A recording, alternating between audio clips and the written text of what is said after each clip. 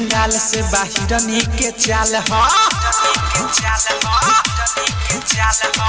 आइल बंगाल से बाहिरनी के चाल ह कमर हिला के त कहरत बवाल ह देखो हो देखो एकर गोरे गोरे गाल ह आदे के बताओ आदे केस्टा के माल ह आदे के बताओ आदे केस्टा के माल ह आदे केस्टा के माल ह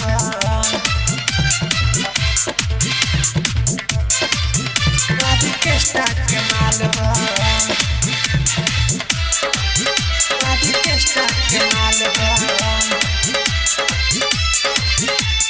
लूटा बरतिया हो तुम जहाज के रतिया हो देखो न अपने देखावे घूम के चोली के पटिया हो चोली के पटिया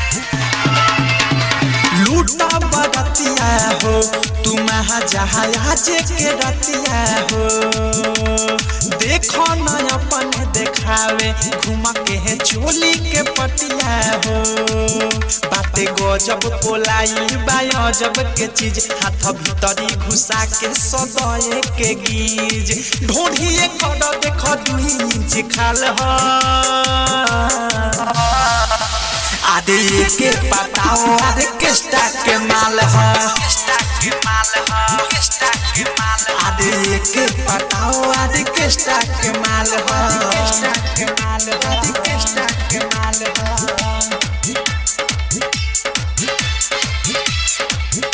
आदे केस्टा के माल ह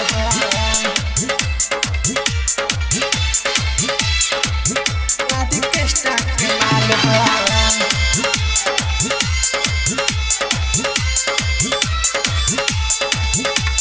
हिया रसीली हो ई सब के जल्दी न मिली हो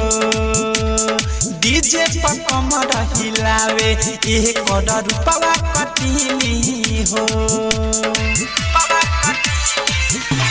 सुन हिया रसीली हो ई सब के जल्दी न मिली हो डीजे पर कमर हिलावे एक करोड़ रुपया कटीली हो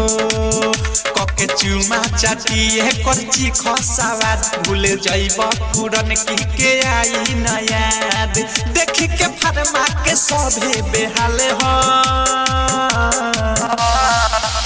आदे के बताओ आदे केस्टा के माल ह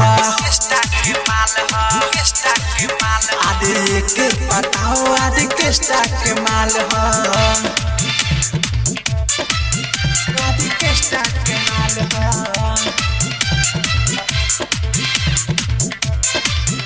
आदे केस्टा के माल ह आदे केस्टा के माल ह राही कदबी की विशाल नाही मिली दोबारा हो अवध सपने में सुन पवन हो लागी न भाड़ा हो राही कदबी की विशाल नाही मिली दोबारा हो अवध सपने में सुन पवन हो लागी न भाड़ा हो देखो अनुराग बिकी लगावता लो आगे पीछे ले जाके करन छो ओइसन ड्रेस पहने लागे तेरे पाल हो आदे के बताओ आदे केस्टा के माल ह आदे के बताओ आदे केस्टा के माल ह आइल बंगाल से बाहिरनी के चाल ह कमर हिला के त कहरत बवाल ह देखो हो देखो एकर गोरे गोरे गाल ह आदे के बताओ आदे केस्टा के माल ह